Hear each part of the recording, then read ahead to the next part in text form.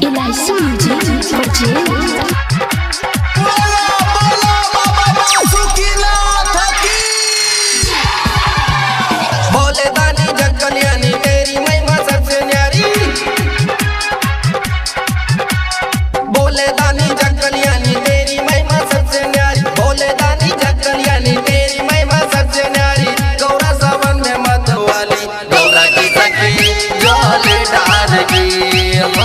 गौरा की सखी जोल डार की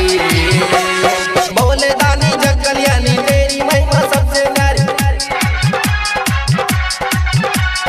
बोले दानी जग कल्याणी तेरी महिमा सबसे न्यारी बोले दानी जग कल्याणी तेरी महिमा सबसे न्यारी गौरा सावन में मत वाली गौरा की सखी जोल डार की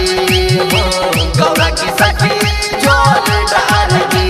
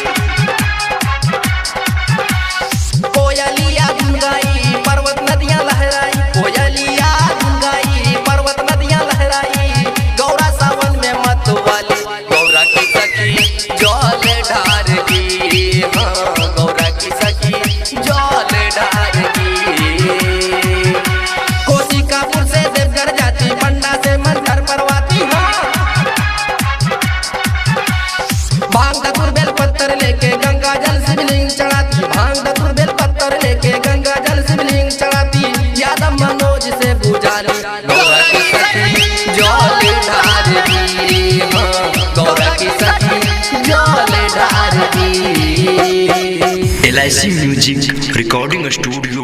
त्रिवेणीगंज सुपौल।